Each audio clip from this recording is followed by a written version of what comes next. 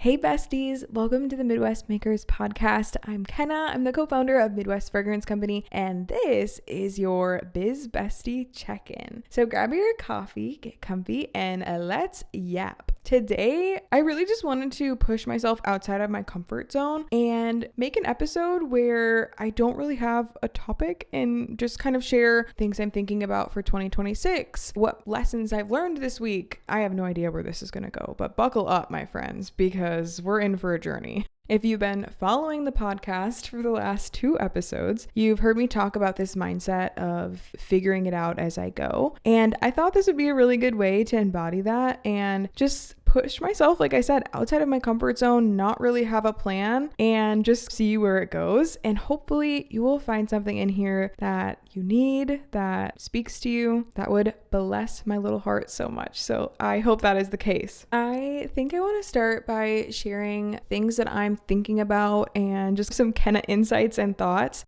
I spent a lot of time reflecting on 2025 and on what worked for me and what didn't work for me and what I wanted to leave in this past year and what I really wanted to embody in 2026. We put so much pressure on ourselves to set all these New Year's resolutions or these New Year's goals. And I want to start by talking to you a little bit about how I'm seeing that for myself, and maybe it will resonate with you and you can maybe just take a little piece of it for yourself. In the years past, I have always set goals, but this year I decided to break up with goals. And I don't mean that fully, but instead of setting goals, I'm starting to set focuses for myself. I'm thinking of it more as directions that I want to move towards. I've learned in the past that setting rigid goals and plans and structures for myself doesn't fully suit me. I focus way too much on the outcome, and I haven't really always enjoyed the journey. Also recognizing that life has ebbs and flows and it moves you in different directions. And because I've always been so focused on that outcome, it was just always next. What's next? If I would achieve a goal, I'd be like, I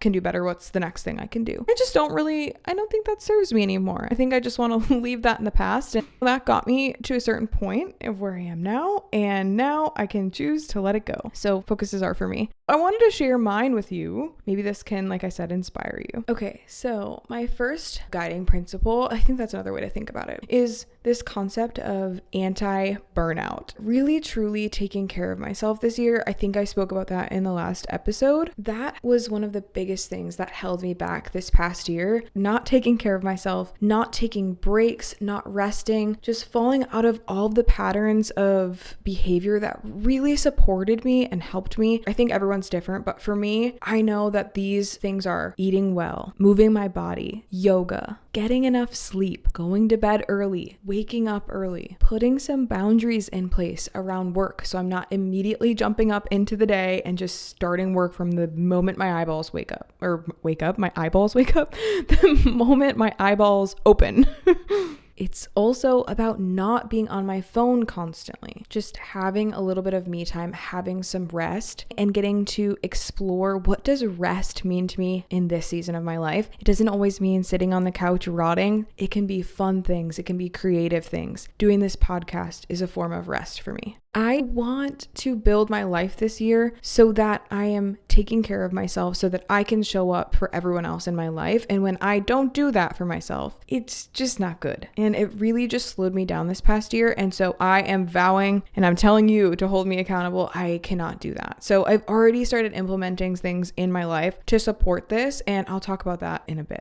Another one of my focuses for this year is being present, being intentional, and focusing on the good. It's a little bit long, but it's all of those things. I want to have a heart that is full of gratitude for all these beautiful blessings that I have been given and that I've busted my butt for. I started following Tony Robbins and I did some of his courses like 2 years ago. And he had this saying, and it just really stuck with me: where focus goes, energy flows. And if you aren't careful, it's so easy to get sucked into seeing what's not working, what's wrong, how far you have left to go, not being present in the moment, not focusing on all of the great, wonderful things. I think that your perception is incredibly important, and choosing. I feel like this past year, one of the words that just kept coming back to me was choosing. I get to choose how I view certain things, and I want to focus on the good in my life. I want to slow down and be present and enjoy the journey and enjoy all of the lessons that I'm getting to learn and all the opportunities that I have. I am so blessed, and so I just want to lean into that more this year.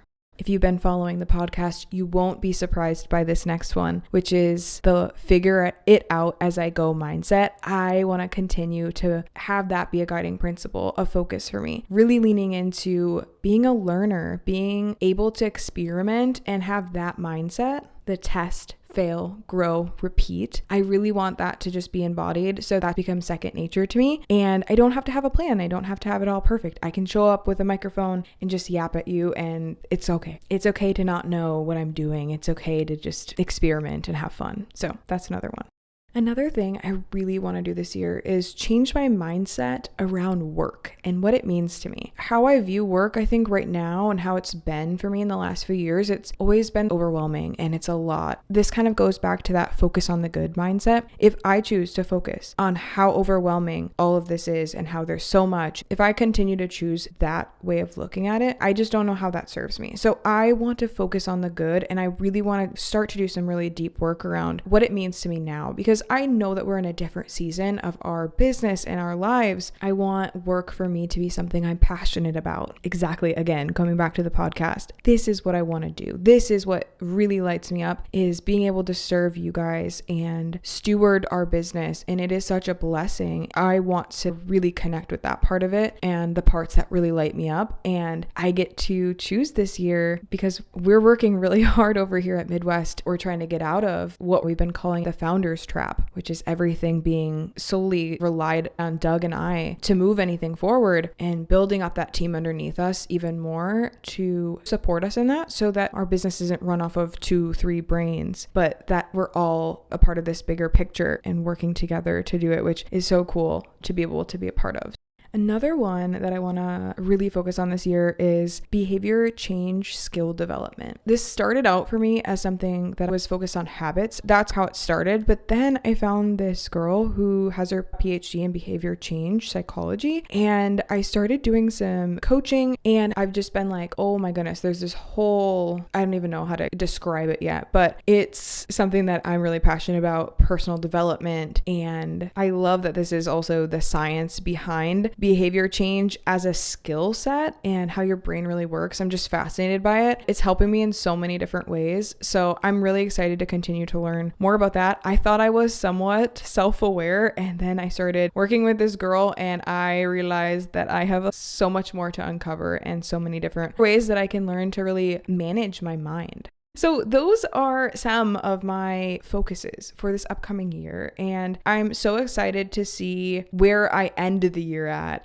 Next, I think I'm going to talk a little bit about what I've already started doing to embody these items and how it's already starting to transform for me. I want to start with the anti-burnout concept and taking care of myself, because that feels like the ground level zero for me. So what I started doing was I added in an hour every single morning. That is a non-negotiable thing in my calendar, where it doesn't have any specific tasks that I need to do in that hour, but it's really a reminder for me not to immediately jump into work and get started on the day and do all the things, but just to take some me time. So some days it's looked like going to yoga or doing some stretching or doing some movement. Other days it was going to a coffee shop. One day it was sleeping in. But it just allowed me to have a second for myself and be whatever I needed at that time, and allowing me to just listen to my body and listen to myself and kind of tune in versus just go, go, go.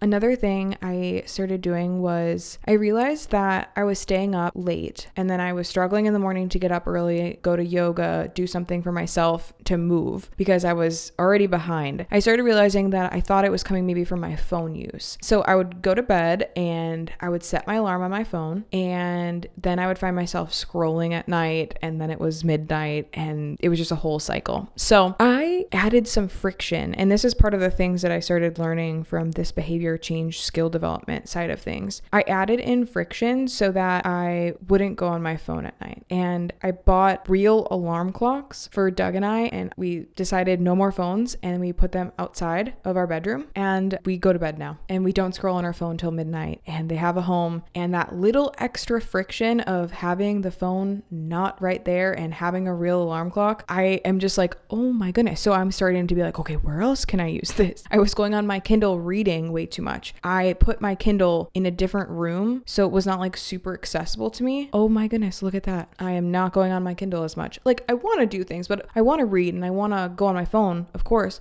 but I want it to be intentional, not just to doom scroll. It just doesn't feel good for me personally. We're all different. Hear that with absolute wherever you're at, you do you. But for me, I just started realizing that I don't think it was making me feel super great. I also just ordered a little device called Brick. You tap your phone to it and it locks your phone out of all of your social media apps, and it counts the time for how long you're like bricked or whatever. I don't know. I'm just like, okay, I'm going to try that because I don't know. I want to be on my phone less and present more. I started going back to the gym again. It had been a while. I had been doing yoga, which I love, and it's a core staple for me, but I pushed myself out of my comfort zone. I was like, okay, I'm just going to take action and go to the gym. That's a part of that. Okay, I don't have to have it all figured out. I can just go. That's helping me with my anti-burnout because I'm taking time for myself. I started learning so much about the behavior change side of things, of why I was feeling all this resistance towards going to the gym because I had all these limiting beliefs and these things I was telling myself. And when you tell yourself something over and over, it becomes true for you. I don't know. It's just wild. And I think that really just sums it up, is just making a decision and then taking the action and then figuring it out as you go.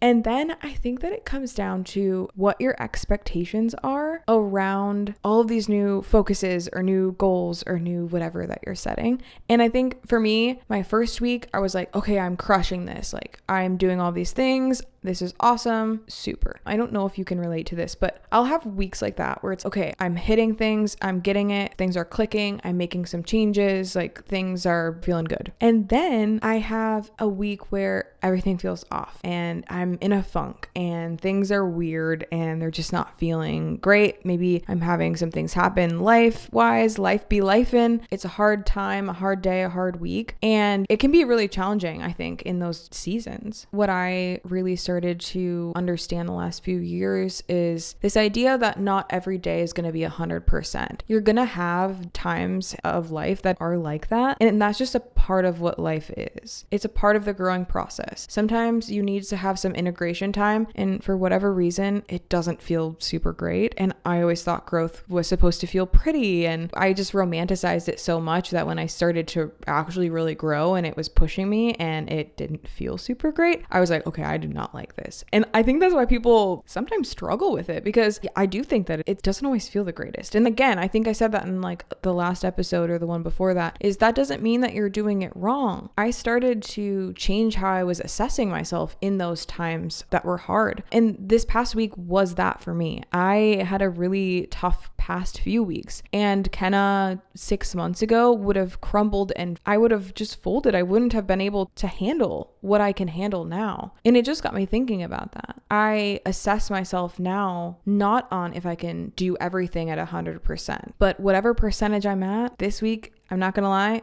it was 30%. That's where I'm at right now. But I'm giving all 30% equals I'm giving all that I have. That is all I could ask of myself. That's all I could ask of anyone. So I don't know, maybe you're having a hard week too, and maybe you needed to hear that. Okay, so this is just all my yappings and all my thoughts, but I hope that you really found something in here that resonates. And you know what I always say, if it don't apply, my friend, let it fly. I'm so grateful that you choose to support Doug and I, that you are a part of our journey, that you have just been a part of giving us this opportunity to impact so many people. It's just wild to me. I am just blown away, and I don't really have words for it, and I don't know that I ever will. But I hope you know just how special that you are, and I wish I could just give you the biggest hug ever. Seriously.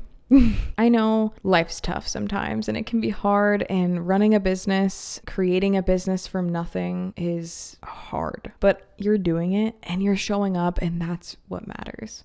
That's it for today, besties. This is just a little reminder to you, you're not behind, you're building. Thanks so much for spending time with me. We are cheering you on every single step of your maker journey. Okay, love you. Bye.